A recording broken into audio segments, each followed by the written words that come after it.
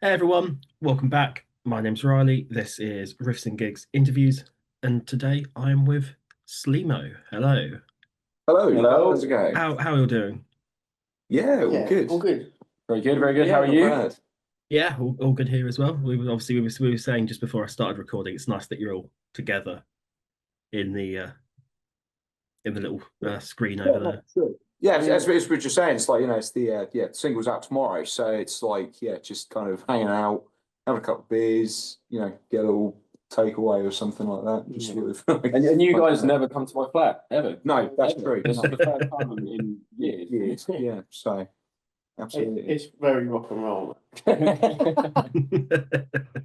You've got the right ethic. That's Yeah. Yeah, great. for sure. So and obviously, yeah, you know you've got your new single "Bleeding" coming out. It will be out by the time that this goes live. Yeah. How's the build up to that been? It's been It's been a lot of work for us in our heads, but obviously in the public's eye, it's a lot of reels and videos come out. A yeah. lot of teasers for them, but for us, it's been a lot on the business side, but still exciting. Yeah, it's been a while. We've had when we did the album a couple of years ago, that was, we were sort of like we were really busy with that and we didn't really get around to writing a lot like for a little while. But this was like one of the very first songs that we wrote, like coming back in. So, but this Mm. was like what, like a year ago now, probably, Yeah, like long at while least, ago. yeah. So we've been sitting on this for quite a while. It's like, I think we had it all recorded and like ready to go back in. It must have been ready by about March this year, wasn't it? So it was just a case of just like Yeah. putting everything. Well, it was one of them songs what came together in the room just on kind of on the spot, really. Yeah. So is any particular reason why you've kind of been sitting on it for a while? Why now's kind of the time that you're releasing it, or is it just the process of these things? I think it's like a lot of it has been processed. Like we've taken a little bit of a different approach to recording stuff. Like Yeah. now, like before, it was a little bit as and when. Whereas like now, it's like we go through these stages of like demoing stuff and then listening back to it, playing it live a lot more, and then going, maybe change this, Yeah. sort stuff out. We've always really beasted ourselves in the studio. Mm, Like we write a batch of songs and they get written. They don't necessarily always get fully refined. We go into the studio and we smash them all out in 4 or 5 days. mm, And that's how we wanted to do it for a long time. This kind of this process has been a lot more calculated yeah, than normal. absolutely. And I think that works better for all of us. We're all busy people outside of it as well. Yeah. So um it's worked in our favour in that, and it's less stressful. It's just worked a lot. It's been a very easy process over the kind of Much beasting more of enjoyable for like sure. yeah, Much more planned, but much more enjoyable. yeah, I think when it's structured a bit nicer, then that kind of sense of ease to it, so you know what you're doing. yeah. Yeah. I'm glad you talked about that kind of process because I read kind of on the EPK information that you kind of sent over beforehand that the tracks were kind of recorded live first takes, if I've Yeah. read that right. Yeah, yeah, I think absolutely. that's such a great idea, and it's something you don't really see often. So, what was the decision? Was that planned from the start, or? I think that's kind of when we were like we do like I guess that kind of it's like that serious sort of like pre-production type stuff where it's like Mm. you sit in the room and like play it live like so much, and it was just kind of to a point where it's like you want to make sure that it's like when you go in, like for us, it's like when you go into the studio to record it, it's that like what you hear on the recording is as close as it could be, like when you're sort of like playing it live or anything.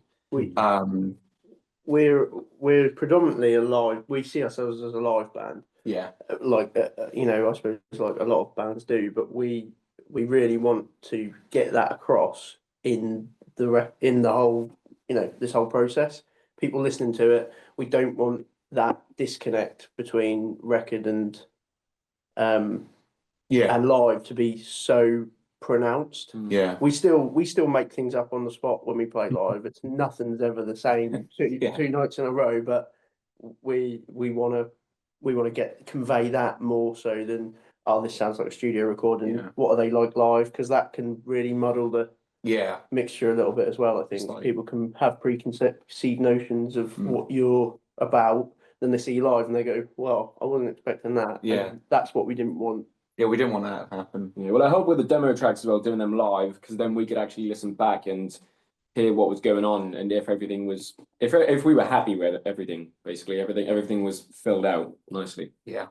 See, so it kind of like helps not just on that sort of like recording process, but also just like on a general, you know, like sort of like when we're actually sort of sitting there doing, is that enough? You know, like for like, I mean, like in my personal sort of case, like I'm a huge Motorhead fan.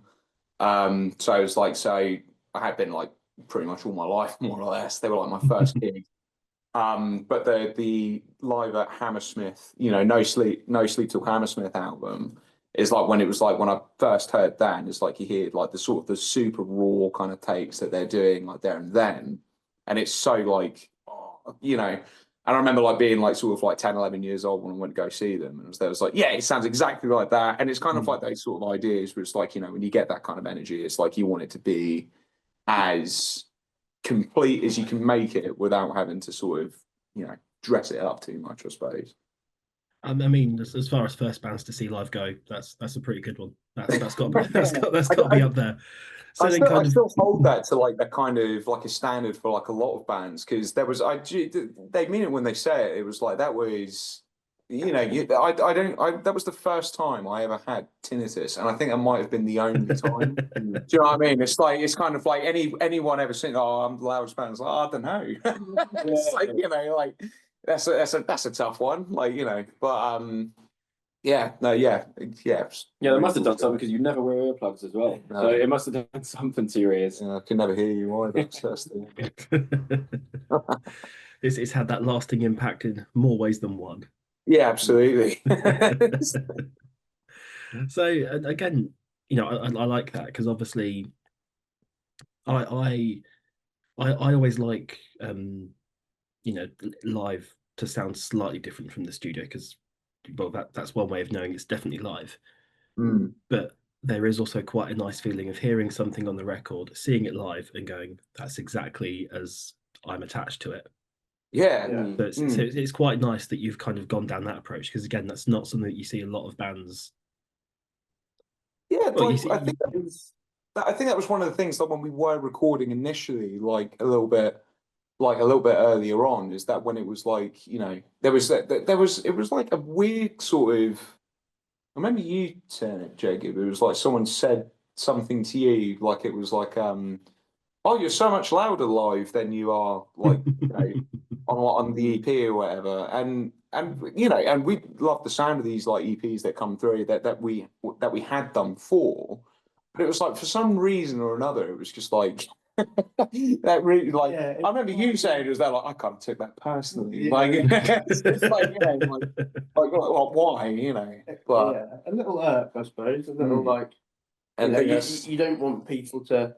It's obviously awesome. Love it when people come up and they're like, "Oh, you guys were so much louder than I thought," and it's just like, maybe we can convey that a bit better next time. absolutely. That's kind of the push it forward a bit. yeah. So I was going to say, that's a weird. I was going to say, it's how you take it, isn't it? Because obviously that could be something you could take as a compliment, or you could, like you said, look at it and be like, No, for sure, yeah, that's. So again, it's that. Who knows? yeah, no, for sure. I think it's like, again, it's like we pride a lot of what we do on the performance itself. So it was like, it's like if people are surprised, oh, this is louder than we thought, it was like, maybe we should turn louder. Yeah. You know, it's like, yeah, maybe we should just put everything up to 10. Like, you know, so. Maybe when they listened to you on the record, they just had the volume turned down or something. Maybe that. One broken headphone or something. They must have. Yeah. But what was that again? One broken headphone or something. Yeah. They must have. Or they were listening on a phone where audio's already kind of a bit off. Yeah. So then, kind of going way back, kind of past the new track, past kind of some of your other releases, just kind of how you guys started. How did the band kind of come to be? Well, I formed it when did I form it? About 2018, 19? It was 2019, yeah. 2019, yeah, with a couple of mates of mine, and then I was looking for members, and I found Jacob through a friend, basically through Facebook. So it's an online presence which he had clearly, which not very much anymore. But then then we were looking for a new bassist, and Jacob knew Jack, and at the start I wasn't overly sure. But Jacob said, just try him, man. Just try him. I think it's like, so like just prior to that as well, it was like me and Jacob we've worked together, like we went to college together. So Yeah. so that's when we were 16, we were like 29, nearly 30 now. So it was like a good like 13 years ago at least. And we've been playing in bands together like ever since. I think it was like from day one. So we were always playing together in a lot of stuff. Like we were just sort of like I think we were like we ended like a group or something a little while before, and then I was performing with like a couple of other people, and I remember Jacob saying like actually initially it was like this kid Billy just like messaged me. Do you know who he is? Like it's like and that was the beginning of Sleemo with that. But yeah, but it was, but like, because obviously, like Jacob's like, he's like one of my oldest, closest mates. I just go to the shows all the time, so I'd just be sort of there, was like, and not just because he was a mate, but also because I just really love the stuff. So we just sort of like hanging out, and then I think it was, that was when the original bassist had departed, and he'd sort of gone. And that was the conversation of, if you try my mate Jack, he'd like, he plays bass, like we've worked together forever. But the only interaction that I think Billy had ever had with me was, I think it was Black Flag. It was Black Flag. So it was Mike Vallely's Black Flag, like over at Waterfront. And some guy had cut my neck in the mosh pit. So I was just covered in blood, like sort of topless, like running around, just like that and everything like that. I got like pushed over. And I fell into Billy, and I looked over at him and went, "Oh, you're right, mate. How's it going?" And then he kind of like ran back in, and that was the only impression that Billy had ever had of me. Yeah, I was up for a chill one. I was up for a chill one as a fan of Black Flag when I was going to see him. I was like, I'm stand aside and watch this one. Yeah, nice. And then there's just this huge, sweaty, bloodied guy just getting launched in, like, "Oh, you're right, mate." But we had that one sort of rehearsal, I suppose, or the audition, and then my first show was a couple of weeks later with Gaffer Tape Sandy. It was so and that's been it. So that's kind of like it just worked from then. Moved from there. I was going to say it must have been a good first impression. Must Yeah, have done the job. Yeah, not too scary. He wasn't sure to begin with, that's for sure. But that's like that's but yeah. I guess obviously we're going still a good few years back now, but obviously how long kind of since from getting you guys together, kind of starting to gel? Obviously, COVID, gigs completely off, music completely off. How did you guys spend that time? Well, we wrote the album. The last no, that was Declaration. Yes, we did. Yeah, that was it was a bit gutting. I remember COVID when that was happening, because that came through, and I think at the time we literally had everything out for the first EP, the Mutation of EP, and that was due to come out in April 2020. And there was this big tour planned. Was it with there was Prey Drive were on it, but there was like someone else as well. I can't remember. I'm sure there was another band on it, but there was like, we had like all of these shows lined up, and then obviously like mid-March came along and just like completely screwed all of that off. I think that Prey Drive tour got reorganized 3 times before they went nah. Yeah. Because it was back in the, it was back when it was like, it'll only be for 2 weeks, and then you get 2 weeks off school, and then hang on a minute, we're now 2025. Pushed back, and they went, all right, fuck it, it's not happening. But we kind of took that by the horns a little bit. Like we were sort of, I think, what was it? Like we had the EP come out, and that was helpful, I suppose, like in that sort of sense. It was like, we've got something to put out at least anyway. But in between all of that, I think we were just like me and you were sending voice notes. It to was each other. constant voice It was messages. just Yeah. all the time. We were writing parts, Yeah. literally through Like, voice messages. yeah, like Facebook Messenger. Yeah. Like, you know, like none of us have access to like any of that, you know, any of the like DAW stuff. So it was just like it'd be like you send me a riff, then I'll go, okay, yeah, and then how about I play this underneath? And it was like trying to play along to it, and then you know, sending it to you, you'd be there like parts to Yeah. we'd sort of just hope for the best. Yeah, it was a very odd way to do it, writing different parts for different parts of the song, Yeah. and then kind of bringing it all together, Yeah. not in any order at all. But then when it got to that point, I think it was maybe because we went back in the studio, I think it was March 2021. So that would have been a whole year. And I think collectively between all of that, I think we'd only ever, you know, there was the weird part in between lockdowns where we could see each other with like face masks in a room. Yeah. And we did that for a few months, and that was the only kind of rehearsal time we had up until like we went in with Tom at that point. Yeah. Yeah. So yeah, it was a very strange one. But we tried to keep as busy as we possibly could. It was just, you know, just trying to move forward as best as we can, really. Yeah, well, it didn't feel like forced or anything. No. Trying to keep busy. We just were busy. Just in our heads. We just kept on coming up with stuff. We didn't want to stop that flow. I don't think.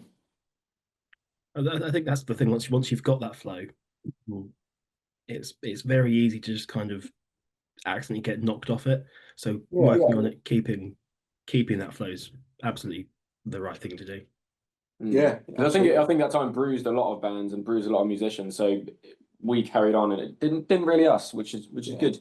It also felt nice as well. There was like a nice connectivity there because it was like, obviously, despite COVID being a struggle for like a lot of people and even us, it was like because you have that kind of happening, like they're like, oh, I'm still gonna, you know, there's so much time as well. There's so much time, yeah. You didn't have to go. Or like, if Billy ever sent me a message saying that he was feeling a bit low or anything like that, it was there like, oh well, I've got this riff. Do you want to like, so, you know? But it'd just be that kind of constant thing. There was just so much time.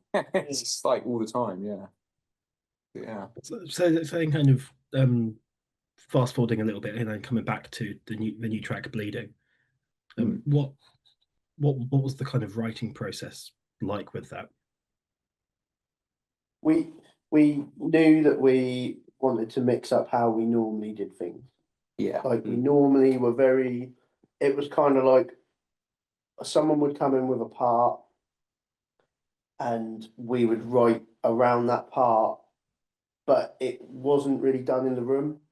A lot of our like album was done again through kind of sending each other parts. We'd write our own parts, come into the session and kind of try and put something together from those bits. And sometimes that really worked. You know, we felt like the album is a good example of what we're capable of, but we sort of intentionally wanted to get in a room and write songs. Yeah. That was the whole intention, and that's been the whole intention. Yeah. For the recent part of our writing process, was just like, let's get in a room and write something that we all have equal. Jam it out. Basically. Yeah, jam it out, basically. I think there was like a lot of influence as well, because when we did the album a couple of years ago, like there's always been a bit of a genre problem with us, that in the sense that it's like it's never quite like metal territory, but it's like it's hard to sort of like put into anywhere else, right? So it's like, you know, and we ended up like, I think it was after that album we did like a little headline tour just with ourselves, and then we played with, there was a few bands we played with, Dune, who had like, you know, which was massive. They're massive eye opener, and then Kanashi as well. Again, huge eye opener. But it was like like Kanashi. I remember Kanashi in particular is that when we played with them, and they're like, if you heard of Kanashi before, is it? I'm not too familiar with them. No. They're like a Philadelphia metalcore act. super heavy. It's like, everything's in like drop A flat, and there's these like, it's technical, but it's like it's still really enjoyable. But it was like one of those things where it's like we kind of fit onto it. But it was at that point, it was one of those things where it's like, oh, I've never felt so out of place. It's like I think like the very first show we played with them was at In Newcastle. it was in Newcastle, that was it. And there was like a local screamo band that came on, and they were cool.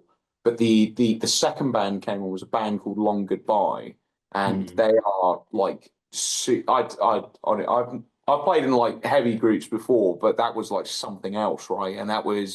And they were on before us, and this guy is like doing pig squeals, the whole lot, just proper like it was proper beat down sort of stuff. And I just remember, I think we were like right at the back. And what was that? He said something like midway through one of the songs, like, if you're just standing there, then you're being a pussy or something like that. If you want to stand at the back and be a bitch. Yeah, that was be a bitch. Yeah. And we were just, and I just sort of stood at the back like, oh, I'm going to totally be a bitch on this one. Like, Whoa. Okay. And just like watching it, and it was like proper, and I just like, and then they'd proper psyched up the crowd. It was like real. And we all were just like, we're so screwed.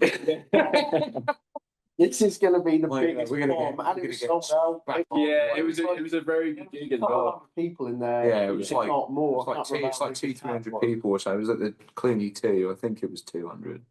But that was yeah. But it was like one of those things. It's like, but you played like these tours with like these different people, and it's like, oh fuck, like especially when they're like doing like bigger things as well. And so we're there like, fuck, like we really need to like maybe step out a little bit. We more, want to do like this, really like, think about this. Like, it's like we want to do what these guys are doing. It's like, why is that not happening? And so that kind of had an influence on the songwriting itself. And it was like, I mean, we're not going to be like a beat down hardcore act or, anything like that. That's not where it's going to be. But those sort of like influences were kind of coming through a little bit in the sense where it's like, well, this is like, it's like I remember watching these guys go absolutely fucking nuts for that. Like, I'd love to be able to do that. It's like, the writing process was just kind of very much stick to what you're good at, I suppose. Yeah. That is what we are good at. 100%. Getting in the room and playing the songs and bouncing off each other over having these parts, and then trying to build a song like a bit more of a brief. Yeah. As opposed to just being freely creative in a room together. I think that's where the switch happened. Yeah. No, for sure. Absolutely. And it just, it made all the difference with like how we've been doing stuff now. I think going back to that little anecdote, I think sometimes you have just got to be a bitch and just stand at the back.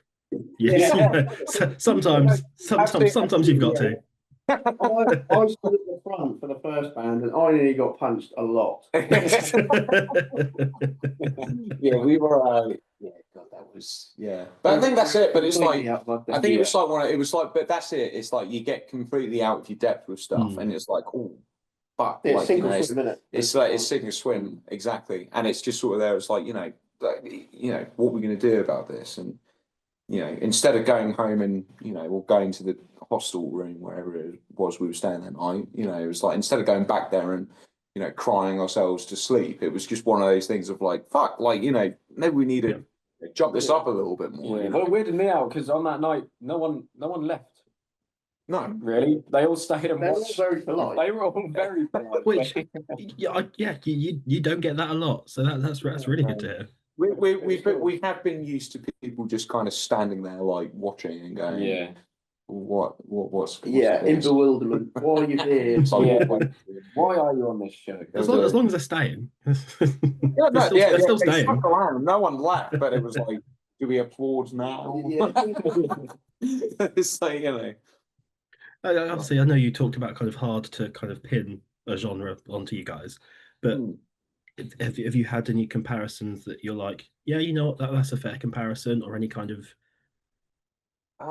We've had Cave-In before. Yeah, Cave-In was, and Cave-In makes more sense than a lot of other. Obviously, I don't think we're exactly like that. Yeah, no, oh yeah, no, But- for sure, yeah. But I think Cave-In is very much a reasonable Yeah. comparison. There was Cave In, that was That was Kanashi. Kanashi, yeah. That was Peter who said that. And then yeah, I think like Will Haven as well was another one. That's come up a few times, which is really cool.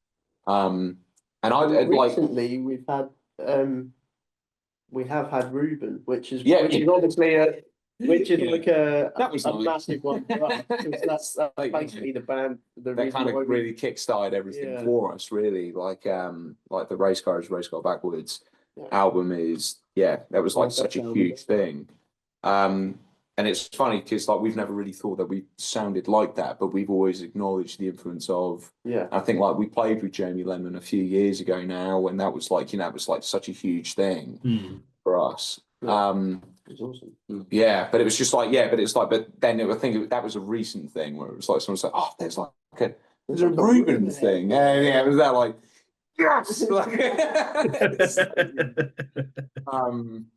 yeah, and that was really cool. But yeah, I think that's kind of like it's sort of settling in with that sort of, I mean, not to put a label on it, but it's settling in with that post-hardcore kind of label with stuff, which has been quite nice, you know. We quite like people just making their own minds up. You know, if they wanna say it's grunge, then it can be grunge to them. If they wanna say it, you know, post-hardcore, it can be post-hardcore to them.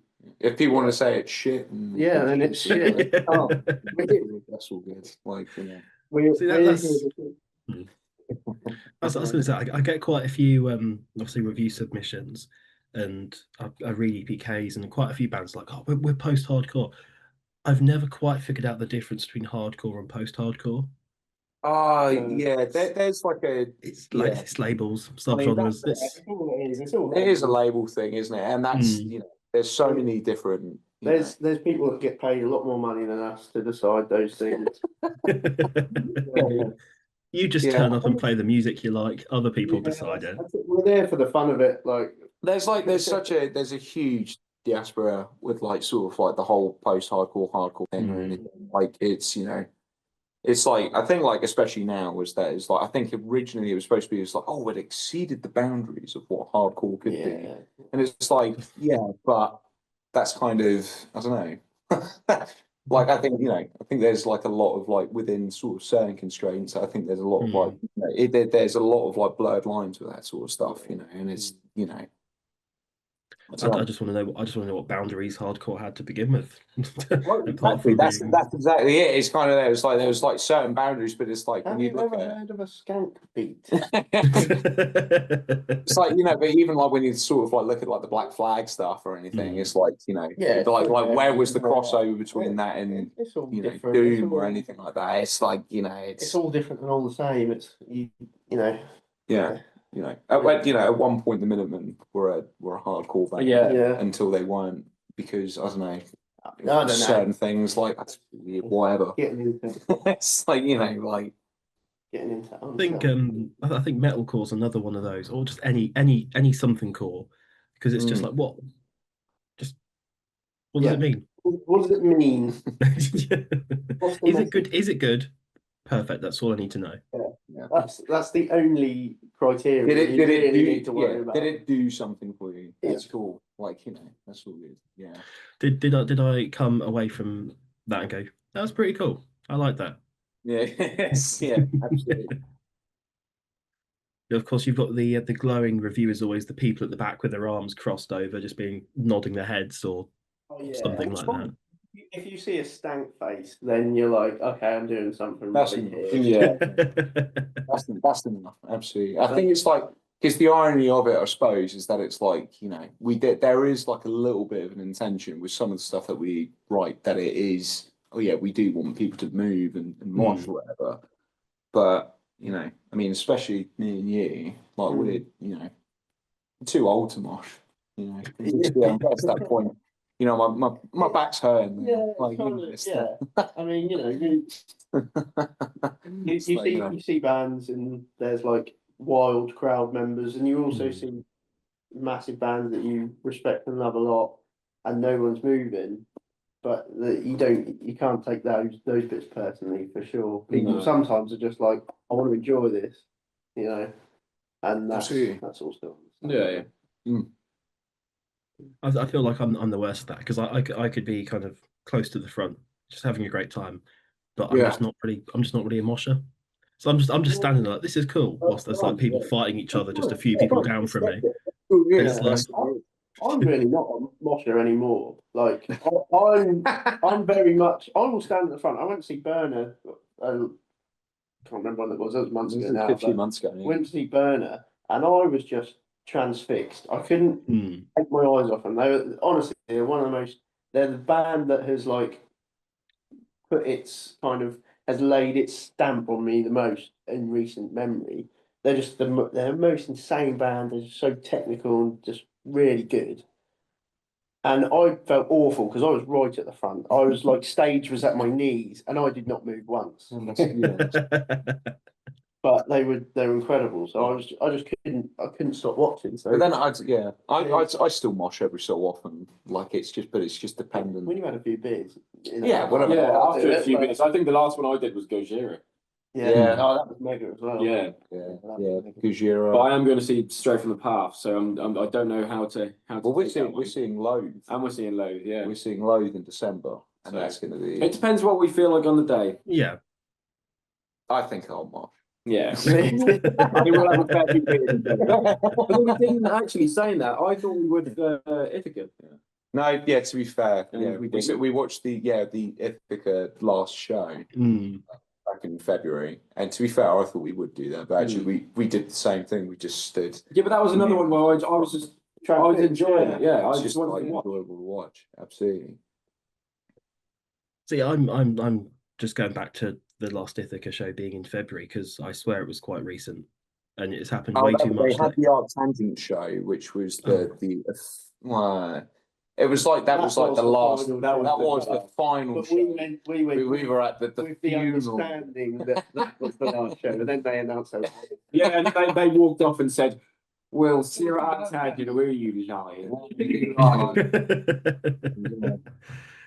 It's all right. It's just like those bands that say they're never going to get back together, and then 5 years later they Yeah. the headlining download. In my 30s, who'd have thought? Case in point, Rush when they announced they were doing more shows the other day. Yeah, I mean, fair play. I was fairly Yeah, excited, fair when I play. saw it, but then I said, "No, I'm- actually, no. I want to remember them how they were." Yeah, I think they'll do a cool job with the next. Yeah, one, yeah. but- I mean, I'm not a massive Rush fan. Oh, really? On the best, I mean, I'd like the songs that I know of theirs I like, but I've not really like gone out of my way to listen to them, if that makes No, sense. that's fair. To be fair, they But- are a long band to get into. Yeah. That's, I remember they had like 4 songs in one of the Guitar Hero games, and it was really annoying because they were just so long. And yeah. every time you thought Like it ended, 20 it was like, minutes long, haha, there's yeah. 10 more minutes left. Yeah, But absolutely. you know, very, very talented, very technical. Yeah. I'll stick with my simple 4/4 power chords. I call it confused head banging. If there's like any odd time signatures, because you're moving your head, you're just not quite sure when to move it. Yeah. But you're trying to move it. Shit, I missed it. Oh, no, I missed it. Oh, yeah. It's like the meme I keep seeing that everything's in 4/4 if you count it right. If you're brave enough. If you're brave enough. But sure. So trying to get back on topic, obviously, as well as the new single you've got coming out, you've also recently signed with Drongo Records. Yeah. How recently has that been? So that's been in the last couple of months now. Yeah, last Yeah. 2 months. Yeah, absolutely. Like we've known Ash for a really long time. So like Ash also plays in Eat Your Own Head. And we played loads of shows with them, like did a little tour with them as well. Yeah. Yeah, it's like, we had a really, really good time. And we just like we've always got on with all of them. And so I think initially we were sort of there was like, well, what should we do? And then it Mm. just became like one of those sort of conversations really, where it was like, yeah, I mean, it kind of makes sense. Like, you know, and we get to like work alongside a lot of really cool local bands as well, or like local-ish as well, because there's like Brad Pitt and things on there as well. Yeah, and it's been like it's been really good fun. It's felt a very smooth, easy process, kind of going with them as well. Yeah, It wasn't too much thought what went into it, I would say. no, it just felt more of it. Yeah, it just felt like a nice no-brainer. It was sort of there. It was like, you know, let's just kind of all of us just like link up and just have a really cool time. You know, it's like you know, we're all it's everyone in Drongo is all in the same boat. Like we want to play cool shows and we want to, you know, and hang out and, you know, have a really good time. So just be a part of that. Like, you know, I suppose. Has it changed much yet, or is it kind of the thing that will kind of have more of an impact going forward? It'll have more of an impact going forward. Like we're still midway through recording the album, as it were. So it's on its way there. It's just kind of like finishing it all up. Yeah, it's just bleeding. Bleeding was the intro to the new, basically. Yeah. So I kind of the wrapping up and kind of, I'm glad you kind of mentioned a bit about it then. Obviously, Bleeding will be out by the time that this interview is published onto YouTube, etc. You've mentioned kind of there is an album coming. When can we expect that, or is it just kind of a depending on when it all falls in place? We have put together. We literally had this conversation On Sunday. on Sunday. It's due. It's slated now for a minute for June 20th. Did I say? Yeah, but anything could happen. But anything can happen. Like it might be before, might be a little bit, might be a little bit before, might be a little bit after. It's just entirely dependent on. Well, we will have it done. It's just depending on what we can get lined up alongside. But it's 20th of June, I believe, is what we've said. Yeah, I want to say it is. No, you're right. It is 20th of June. There we go. Sorry? I was going to say, will there be any kind of more singles after Bleeding, or any kind of teasers like that? Oh, or is it kind of... There'll be a couple more that come out after that, after Bleeding. And that's sort of and that is basically a couple of singles, get things like moving. And it's kind of just like that introduction before the full. Yeah, because the sound is a little bit different. Like, we're not necessarily in exactly the same place as what we were with the last album. So there'll be a little bit of new there, which is good. Obviously, the new songs, but it will be a new sort of vibe. Yeah, well, with this batch of songs, we wanted to show what we're about now compared to like previous music, what we've made, what we've had, what we have out. Yeah. So Bleeding coming out, and then whatever comes out after is the introduction of something new from us. So, what is there any kind of main difference between now and then, or is it just kind of experience, life stuff? I think, experience and life stuff has definitely had a huge impact. Yeah. And then I think for the batch of songs what we've got, especially on Bleeding, the meaning of the song and everything, the emotional impact, what stuff has had, what our lives have had on us. It's explained a lot in this new music. Yeah. So this is a lot more emotionally kind of driven. Yeah, for sure. And I suppose like on top of that is that it's like music. It's you know, it is heavier, it is darker. And that is so that kind of feels like it's saying something, you know, in comparison, because I feel like we get darker and heavier with every release. But it's a natural progression. It just happens, like, you know, and it just so happens to happen when we get older as well, right? Like, so, you know, there's almost a good reason. A less of an ego-driven attitude towards it. Yeah, it's very much like yes, this is different. If you don't like it, that's absolutely fine. You don't have to listen to Yeah. it. Yeah. That's kind of where I think we're all at. Yeah. We do this because we like it. We don't do this to.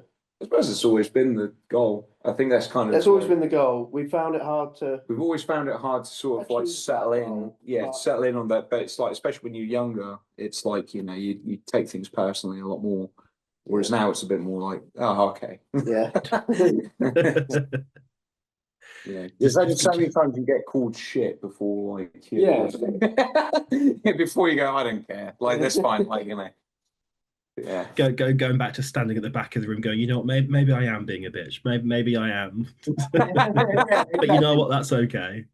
It's all full circle. It's all full circle. I mean, I'm, you know, is there anything else kind of you want to share? You want to kind of let people know that they've made it this far?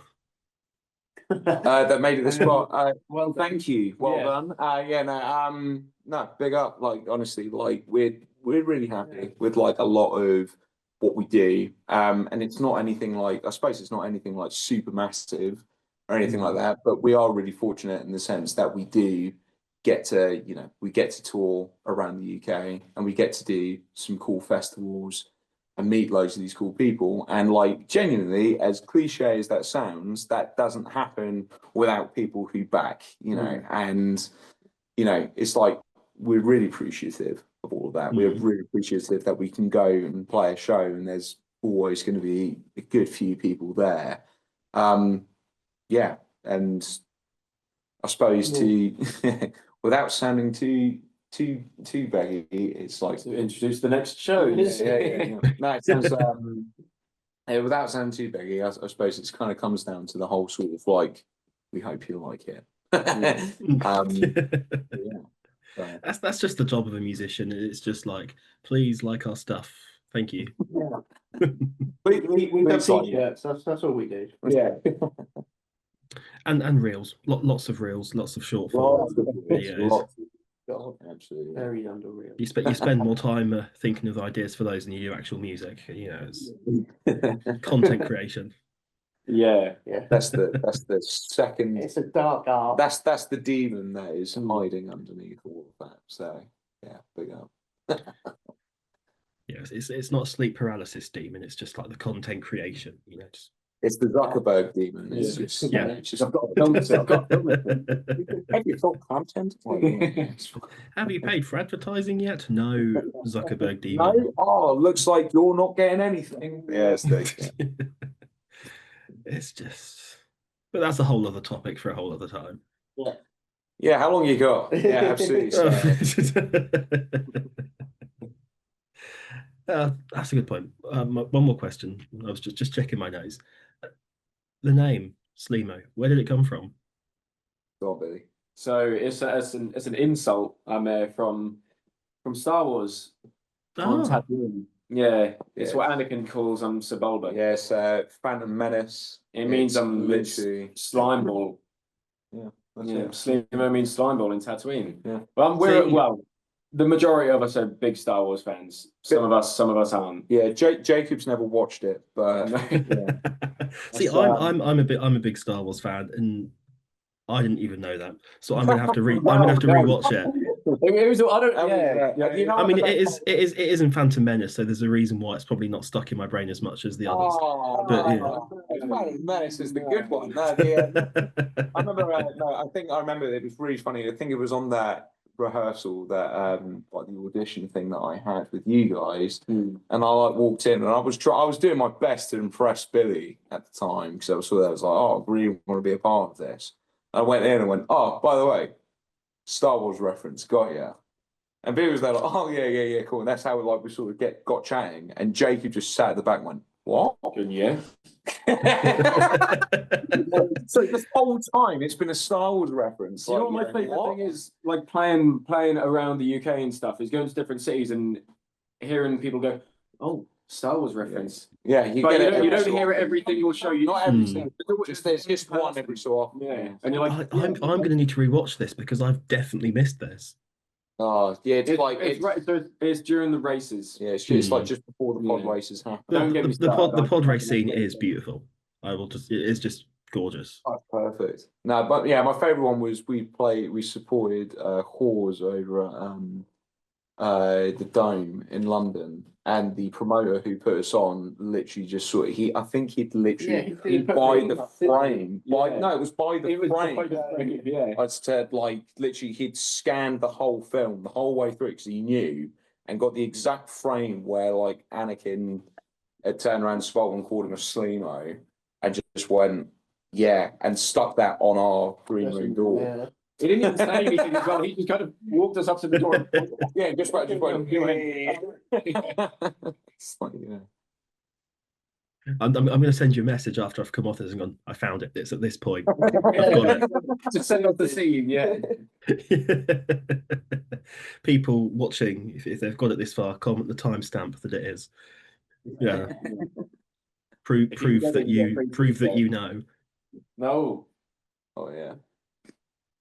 And maybe that'll convince to actually watch Star Wars. Maybe. Yeah, absolutely. Yeah. We all thought the sequels, we all thought the prequels were so bad until those sequels came out, and then all these maybe Attack of the Clones wasn't that bad. Maybe Jar Jar Binks was okay. Okay, we can. I rewatched again. I went round my mate's house a few months ago, and we just rewatched the prequels back to back, and Phantom Menace was all right. Phantom Menace is good. Yeah. That's fine. It's all good. But after that, we were all just like waiting for like the ending of Revenge of the Sith, and it's just like that's 100%. Yeah, that's admittedly Attack of the Clones. You don't know anything about. No one does because you fall asleep through it. So it's all good. But, What are you talking about? something. Yes, yeah, you got everything.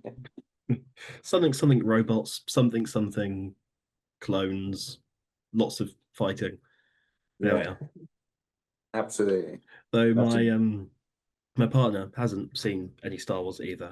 I'm trying to convince her, and though she can do a really accurate description of what happens in the Phantom Menace based on like bits and pieces she has seen, so I'm like, yeah, I'll take it. That's clever, yeah. It's just negotiations, a couple of sword fights, done. That's the Duel of the Fates, boom. Duel of the Fates, that's what we're watching it for. Let's be honest. So just for that thing. There's a pattern here. Watching a 2-hour film or 2.5-hour film for the last 15 minutes. But it's all good fun. But yeah, obviously, thank you so much for coming on here, having a quick chat. I know we rearranged it a couple of times, but it's all good. Thank you so much.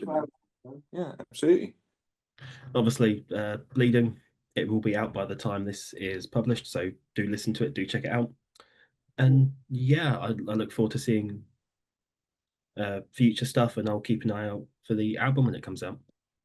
No, thank you very much. Thank you very much. Thank you very much for having us. No worries. Thank you very much. I appreciate it. Thank Cheers. you. Thank you very much.